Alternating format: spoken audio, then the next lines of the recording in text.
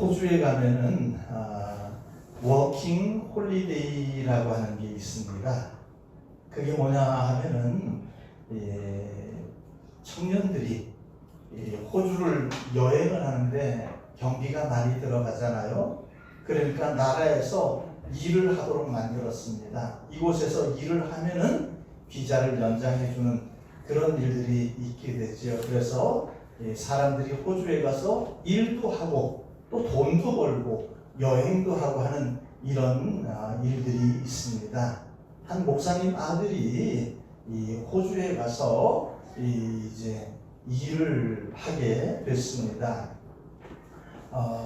한국인 식당에 가서 처음에는 영어가 잘 안 되니까 이 한국인 식당에 가서 일을 하기 시작을 했습니다.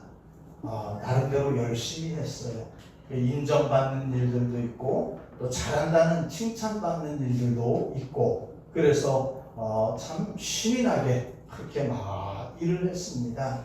그러는 가운데 내가 좀 더 경험을 더 쌓기 위해서 이제 한인 식당이 아니라 이 호주 사람들이 경영하는 식당에 가서 내가 일을 해보아야 되겠다라고 하는 그런 마음을 가지고 이제 이 한인 식당 주인에게 이야기를 하게 됩니다. 사장님, 내가 여차저차해서 내가 그동안 여기서 열심히 일을 했는데 내가 한 석 달 후에는 한번 호주인이 경영하는 식당에 가서 일하기를 원합니다 라고 그렇게 얘기를 했어요. 그랬을 때 어떻게 하면 좋을까요? 그동안 수고 많이 했다, 열심히 했다, 등 두드려주고 그래 더 좋은 데 가서 또 이렇게 언어도 배우고 열심히 일해라 이렇게 하면 얼마나 좋겠어요? 그런데 그렇게 하질 않았습니다. 이 한인식당 주인이 어떻게 했는가 하면은 근무 시간을 확 줄여버렸어요. 8시간 근무라고 하면은 절반인 4시간으로 일을 확 줄여버리게 되니까 그 받던 월급도 반토막이 나버리게 되는 일들이 일어났습니다. 그렇게 되자 이 사람은 이 식당 주인에게 배신감이 많이 들었어요.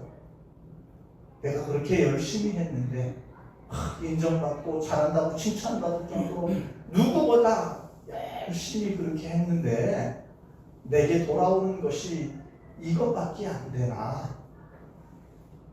좀 더 호주 사람이 경영하는 데 가서 언어도 더 많이 배우고 또 다른 일들도 경험해보고 싶어서 그렇게 했는데 내 본심도 몰라주고 나를 이렇게 박대한다라고 하는 이런 마음에 너무 마음 아팠습니다.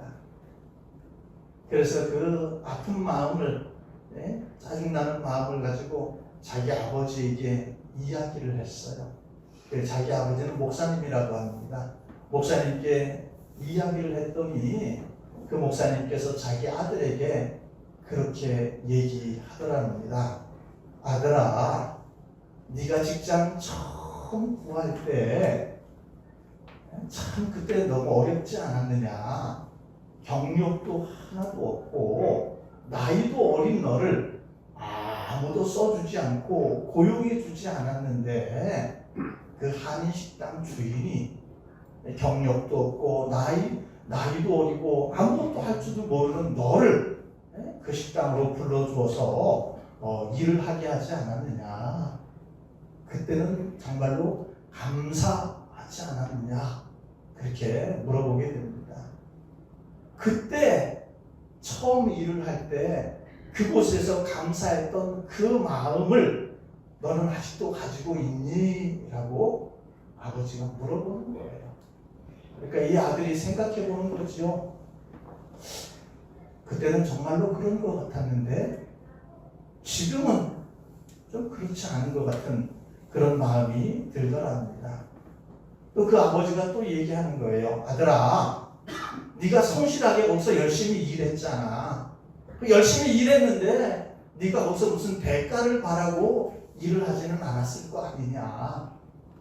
하나님께서 너에게 좋은 성품을 주셔서 무엇을 하든지 열심히 했고 무엇을 하든지 최선을 다해서 했기 때문에 네가 인정받는 것이고 칭찬받는 것이지 네가 무슨 대가를 바라거나 그렇게 해서 일을 한 것이 아니지 않느냐라고 하면서 그 아버지가 아들을 위로해 주게 됩니다. 사람들은 참 이상한 것 같아요.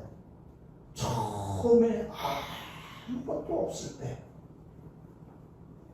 그때 그냥 불러주는 것만도 감사하고 시켜주는 것만도 감사하고 그냥 그렇게 그저 감사하게 그렇게 살아가는데 뭔가 시간이 지나면서 그런 마음들이 변질되어 버리고 감사한 마음들은 다 사라져 버리고 뭔가 내가 인정받기를 원하고 칭찬받기를 원하고 잘했다고 하는 그런 다른 사람과 비교해서 더 잘났다고 하는 것을 생색내려고 하는 그런 마음들이 우리에게도 있지 않는가 하는 생각을 해보게 됩니다. 오늘 맥주감사절 예배를 드리면서 우리의 이 마음, 우리의 이 감사하는 모습은 제대로 된 감사의 모습인가 우리가 한번 잠시 살펴보도록 하겠습니다. 이스라엘 백성들이 이 광야 40년을 지나게 되고 광야 40년을 지난 다음에 가나안 땅에 들어와서 농사를 시작하게 됩니다. 그러니까 그 과정들이 뭐라고 해야 될까요? 굉장히 이렇게 급변화됐어요. 40년 동안 이스라엘 백성들은 광야에 떠돌이 생활을 했습니다. 떠돌이 생활을 하다가 이제 농사를 짓는다라고 하는 것은 땅이 있는 것이고 농사를 짓고 목축을 하면서 살게 됐다고 하는 것이죠. 가장 큰 특징은 뭐겠습니까? 더 이상 이사가지 않아도 된다라고 하는 그런 특징이 있죠. 광야 40년을 살 동안에 제일로 힘들었던 것은 먹는 것이었을 거예요. 맨날 똑같은 거 하늘에서 내리는 만나를 먹고 살았잖아요. 농사를 지을 수가 없으니까 아무리 만난 것도 계속 40년을 먹어보면 어떨까요? 처음에는 그렇게 맛있어 보이던 것들이 나중에는 뭐 보기도 싫고 그랬지 않겠습니까? 먹는 게 참 문제였을 것이고 또 한 가지 무슨 문제가 있는가 하면 이사하는 게 문제였을 겁니다. 이 40년 동안 이 이집트에서부터 이스라엘까지 빙빙 돌아가지고 긴 여정을 통해서 40년 동안 가야 되는 거예요. 구름 기둥이 떠오르면은 이제 짐을 챙겨야 되는 겁니다. 이삿짐을 챙겨야 되는 거예요. 그리고 또 갑니다. 하룻밤을 지났는데 그 다음 날 또 구름 기둥이 떠오르면 또 얘들아 이삿짐 챙기자 이렇게 해서 또 이삿짐을 싸고 풀고 이러면서 때로는 3일 만에 또 이삿짐을 싸는 일들도 있고 일주일 만에 이삿짐을 싸는 일, 보름 만에 이삿짐을 싸는 일 이런 일들이 계속 일어나더라고 하는 것이죠. 아버지가 얘들아 하나님이 오늘 또 우리 이삿짐 싸라는가 보다 짐 챙겨라. 그러면 아버지요 이제 죽겠구만요. 네? 또 가는기요. 이러면서 참 이사하고 있죠. 이스라엘 백성도 그 광야 40년 동안에 이사를 하는 것이 지긋지긋했을 것 같아요. 아마 우리 다 이제 그만 여기서 죽든지 살든지 여기서 삽시다. 그럴 수도 있었을 것 같아요. 그렇지만은 그곳은 이스라엘 백성이 있을 곳이 아니었기에 그 하나님의 인도하심이 너무나 강력했기 때문에 이스라엘 백성들은 또 이사하고 아마 이사의 달인이 되지 않았을까. 지금 얘기하는 포장 이사는 그런 사장님이 되지 않았을까라는 그런 생각도 해봅니다. 그렇게 언제까지 끝날지 모르는 열흘이면 끝난다, 1년이면 끝난다 라고 하면은 뭔가 그 끝이 보인다면 힘을 내겠지만은 끝없는 시간이었습니다. 그들은 언제 이게 마칠지도 몰랐어요. 그 끝없는 시간 이사하면서 조금씩 가나안 땅으로 가게 되었지요. 그리고는 이제 하나님이 약속하신 이 가나안 땅에 들어오게 되었습니다. 가나안 땅에 들어오고 이제는 더 이상 이사 가지 않아도 된다. 이제 이곳은 하나님이 우리에게 주신 땅이니까 누가 쳐들어오지 않을 것이고 하나님이 지켜주실 것이다. 이곳에서 우리는 행복하게 살 수 있다. 이제 이사 걱정하지 마라. 그렇게 하는 거예요. 이제 계속해서 먹던 그 만나도 그치고 이제 여기 농산물을 가지고 우리 먹을 수 있지 않느냐. 그러면서 농사를 짓기 시작을 합니다. 농사를 지으면서 가장 첫 번째, 해가 바뀌고 가장 첫 번째 나오는 것이 보리였어요. 그 보리를 가지고 그 한 단을 떼어서 제사장에게 가져다 주게 되는 것이지요. 10절 말씀 같이 한번 읽어보도록 하겠습니다.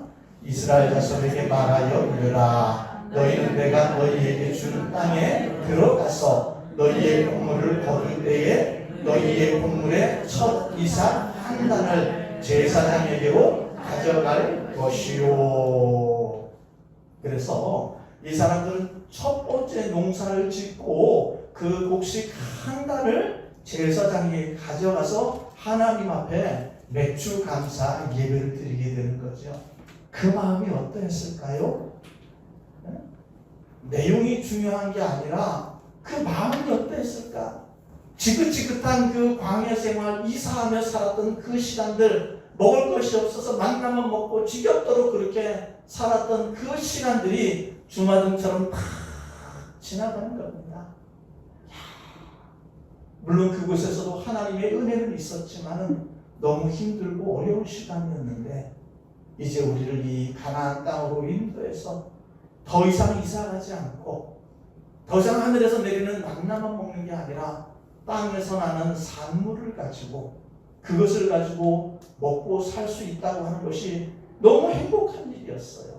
너무 좋은 일이었습니다. 그래서 이 사람들은 곡식 한 달을 가져다가 이 모세가 말씀하셨던 거기 때문에 곡식 한 달을 가지고 제사장에게 드리면서 맥주 감사 예배를 드리게 되는 것이죠. 그러니까 이 첫 번째 드리는 그 맥주 감사 예배는 너무나 기쁜 예배였습니다. 너무 감사한 예배였습니다. 더 이상 힘들지 않고 더 이상 이사하지 않고 더 이상 먹을 것 때문에 고통당하지 않고 이제 이곳에서 행복하게 살 수 있다고 하는 그 감사의 표시가 맥주 감사 예배였던 것이죠. 너무나 감사하고 너무나 고마운 것이었습니다. 그런데 문제가 한 가지가 있어요. 그게 뭘까요? 14절 말씀 같이 한번 읽어보도록 하겠습니다. 너희는 너희 하나님께 예물을 가져오는 그날까지 떡이든지 복심국이든지 생이삭이든지 먹지 말지니 이는 너희가 거주하는 각 처에서 대대로 지킬 영원한 규례니라. 이제 맥주절에 관해 문제가 하나 일어나는데 그건 뭘까요? 그건 뭐겠습니까? 여러 가지가 있을 수가 있지만은 이 맥주절은 어떻게 하라고요? 대대로 지켜라. 그렇게 얘기하고 있습니다. 야, 너희들 한 번만 가나안 땅에 들어가면 딱 한 번만 맥주절 지켜라. 이렇게 하면 쉬웠을 것 같아요. 이렇게 하면 신나는 마음으로, 이러면 기쁜 마음으로, 즐거운 마음으로 막 이 곡식 한 단이 아니라 10단이라도 하나님 앞에 가져와서 감사했겠죠. 그런데 대대로 지킬 영원한 규례니라. 바꿔 얘기하면 해마다 이거를 해야 된다는 거예요. 해마다 맥주 감사, 이 절기를 지켜라 라고 하니까 사람들이 여기에 문제가 생기게 되는 겁니다. 한인식당에서 열심히 일하던 그 친구가 계속해서 그 일을 한다고 하면은 또 불평이 일어나게 되는 거죠. 마찬가지입니다. 한 번만 하라고 했으면 너무나 좋았을 건데 해마다 이거를 하며 해마다 맥주 감사 예배를 드리며 그 너무나 감사했던 처음 그 마음, 초심, 처음 사랑, 뭐 그렇게 얘기할 수가 있겠죠. 그 처음 너무나 감사한 마음으로 드렸던 그 맥주 감사 예배가 해마다 드리게 되면서 그 마음이 변질되어 버리는 겁니다. 그 마음이 없어져 버리는 거예요. 감사한 마음으로 드리지를 못합니다. 또 맥주 감사절이 오나? 왜 이렇게 자주 오노? 이렇게 하면서 뭔가 이 맥주 감사절을 통해서 하나님 앞에 감사하기보다는 뭔가 내가 하나님 앞에 뭔가를 하기 때문에 보상 심리가 내게서 자라게 되는 거죠. 내가 이만큼 했다라고 하는 겁니다. 내가 이렇게 열심히 했으니, 이렇게 많이 했으니 나를 알아달라고 하는 이 보상 심리가 일어나게 되는 겁니다. 근데 문제는 뭐겠습니까? 감사라고 하는 말과 보상이라고 하는 말은 정반대의 말입니다. 감사하는 곳에는 보상은 생각하지 않아요. 그렇지만 보상만 생각하는 곳에는 감사가 없습니다. 내가 노력한 것만 받는 건데 무슨 거기에 감사가 있겠습니까? 내가 수고한 대로, 내가 땀 흘린 대로, 내가 힘쓴 대로, 내가 공부한 대로 그 결과를 얻는 것이기 때문에 그건 당연한 것이고 감사로 여길 수가 없는 것이죠. 그래서 처음에는 그저 우리 이제 이곳에서 행복하게 살게 해주셨다는 표로 감사한 마음으로 하나님 앞에 맥주 감사절 절기를 지켰지만은 해마다 똑같이 되어지는 이 맥주 감사절을 지내면서 그 감사는 사라지고 보상 심리로 다른 사람과 비교해가며 내가 더 낫다고 하는 것을 인정받으려고 했을 뿐이지 감사를 잃어버린 그런 안타까운 삶을 살고 있지 않는지 우리 스스로에게 반문해 봐야 됩니다. 우리는 언제나 그 말씀을 들을 때마다 찔리잖아요. 처음에는 잘했는데, 처음에는 정말 주님 한 분만 보면서 사랑하겠다고, 다른 것 안 보겠다고 그렇게 기도하며 그렇게 그 마음을 가지고 그렇게 살았는데 10년이 지나면서 20년이 지나면서 뭔가 섭섭한 것만 생각나고 서운한 것만 생각하고 아무개는 잘해주는데 왜 나에게는 이렇게 하나 하는 그런 마음으로 보상심리 때문에 그런 마음이 드는 것 아니겠습니까? 우리가 다시 한번 우리 자신들을 돌아봅시다. 그 감사한 마음을 아직도 내가 가지고 있다면 그것은 참 고마운 일이죠. 혹시 우리의 믿음이 변질되어 있지는 않습니까? 감사한 마음이 변질되어 있지는 않습니까? 그렇다면 그거로만 끝내는 것이 아니라 우리 새로 이 감사한 마음을 새로 가지면 됩니다. 안 그렇습니까? 근데 언제 감사하는 게 좋을까요? 이 IMF를 지나고 나서 이 금년이 가장 어렵다고 합니다. 그동안에도 계속 마이너스 성장이 됐었죠. 계속 마이너스 올라갈 줄 모르고 계속 내려갔습니다. 거기다가 이 코로나가 이게 겹쳐지게 되었어요. 설상가상이 되어져 버렸습니다. 오도 가도 못하고 꼼짝도 못하며 갇혀있는 그런 상황이 되어져 버렸습니다. 너무나 힘들어요. 저도 한 50년 조금 더 살았지만은 지나왔던 그 시간들을 돌아보면 내 기억 속에 있는 그 시간들 가운데 가장 힘든 이 한 해를 보내고 있지 않는가라는 생각이 듭니다. 오죽했으면은 나라에서 전 국민에게 돈을 주고 지자체에서 전 국민에게 돈을 주며 이렇게 용기 잃지 말고 살아보라고 그렇게 했겠습니까? 얼마나 많이 힘들었으면은 이렇게까지 했을까요? 아마 온 국민들이 또 사랑하는 구미 우리 교회 성도들이 금년 한 해 너무나 힘들고 어렵게 살아갈 줄 압니다. 그렇지만은 어렵고 힘들 때 하는 감사가 진짜 감사 아니겠습니까? 잘 될 때 하는 감사는 누구나 할 수 있는 거예요. 잘 될 때 막 합니다. 헌금을. 어려울 때가 되면 또 안 그렇잖아요. 그게 일반적인 삶입니다. 그렇다고 하나님께서 없는데 우리 막 뺏어가고 하는 그런 하나님은 아니잖아요. 그런 하나님은 아닐 줄 압니다. 그래서 정말로 어려울 때 하는 것이 진짜 감사다, 그렇게 얘기를 하고 있습니다. 뭐 기둥뿌리 뽑아가지고 오라고 하는 건 아니잖아요, 그죠? 그죠?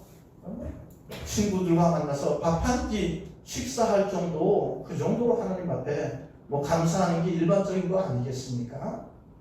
그런데도 어렵다고 하는 이유로 말미암아 마음이 식어지는 그런 일들이 우리에게 참 많이 있는 것을 보게 됩니다. 참 어려울 때 하는 게 진짜예요. 성경에서도 말씀하고 있습니다. 시편 57편 말씀 같이 한번 읽어보겠습니다. 하나님이여 내게 은혜를 베푸소서, 내게 은혜를 베푸소서. 내 영혼이 주께로 피하되 주의 날개 그늘 아래서 이 재앙들이 지나가기까지 피하리이다.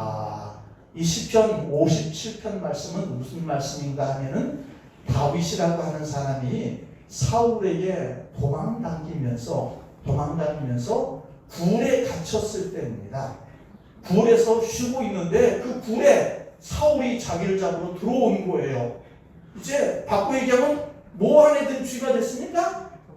도 안에 든 쥐가 된 거예요.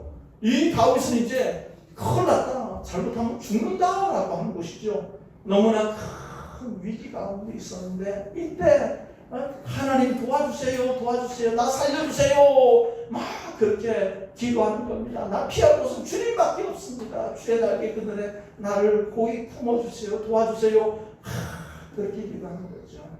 이때 감사가 있겠습니까? 이때는 도와달라는 것밖에 없어요. 감사가 없습니다. 그런데 시편 이 57편을 마무리해 갈 때 그 위기 가운데서도 다윗의 기도는 바뀌어지는 것을 보게 됩니다. 57편 9절 10절 말씀 같이 한번 읽어보겠습니다. 시작. 온 나라 중에서 주를 찬송하리이다. 무릇 주의 인자는 커서 하늘에 미치고 주의 진리는 궁창에 이르나이다. 주여 내가 만민 중에 주께 감사합니다. 하나님께 감사합니다. 지금 이 위기 가운데 있지만은, 큰 위기, 사울한테 죽을 위기에 있지만은 그래도 하나님이 나를 지켜주실 것을 믿고 내가 만민 가운데서 오직 주께 감사합니다, 이 감사를 고백하고 있는 것을 보게 됩니다. 우리의 신앙도 마찬가지죠.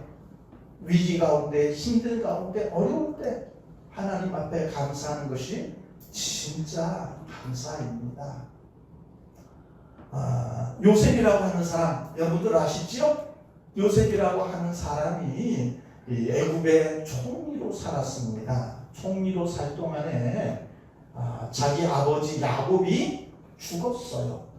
자기 아버지 야곱이 죽어서 아버지의 그 유고를 들고 가나안 땅에 가서 거기에 매장을 하게 됩니다. 가나안 땅까지 가는 거죠. 애굽의 총리로 있으면서 가나안 땅까지 가게 되는데 그 가나안 땅을 가는 중간에 어디를 갔는가 하면은 자기가 어렸을 때에 형들이 나를 구덩이에 던져 놓았던 그 구덩이에도 가보게 되었습니다. 물론 성경에는 없어요.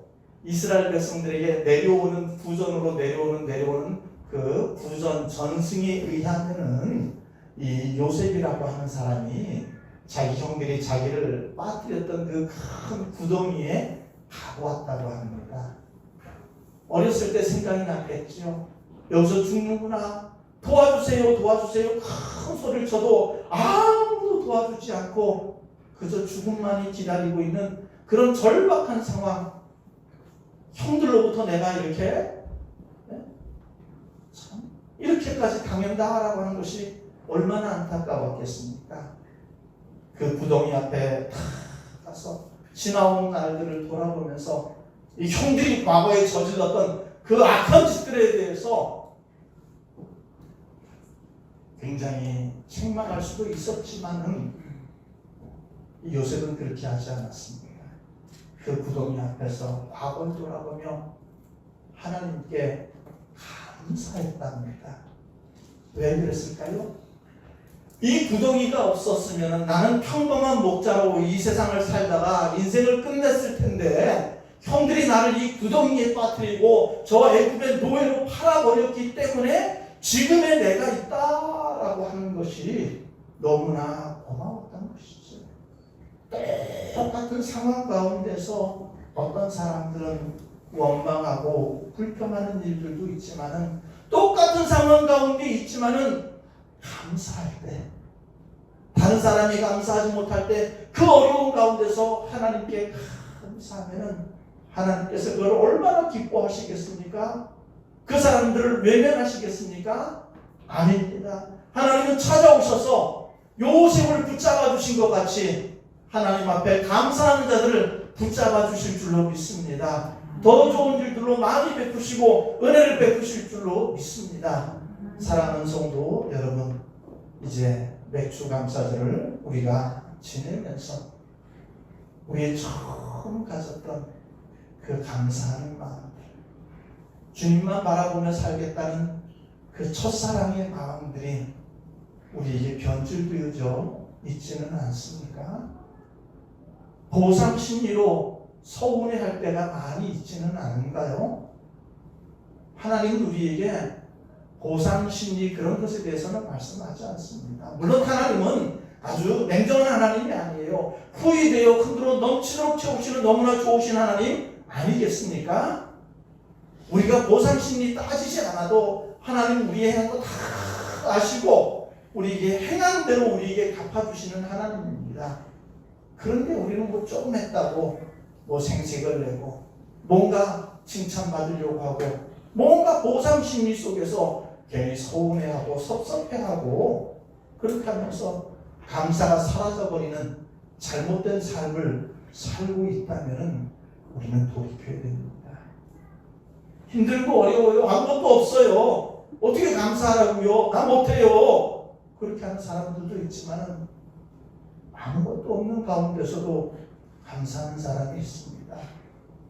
물론 이렇게 얘기하면 또 목사가 무슨 돈 내라 그런 식으로 받아들이는 사람들도 있을 줄 모르지만 꼭 그렇게 이해하지 마시고 내 마음속에 주님 때문에 기쁘고 주님 때문에 좋고 주님 때문에 감사하다면 그거로 좋은 것 아니겠습니까? 사람 몰라줘요. 사람들은 몰라줍니다. 그렇지만 주님은 우리를 알아주시지 않잖아요. 알아주십니다. 그렇기 때문에 우리 마음속에 하나님 감사합니다. 내 일평생 하나님이 기뻐하는 대로만 살게요. 하나님께 순종하며 주의 뜻을 따라 내 욕심을 내려놓고 그렇게 살아가겠습니다.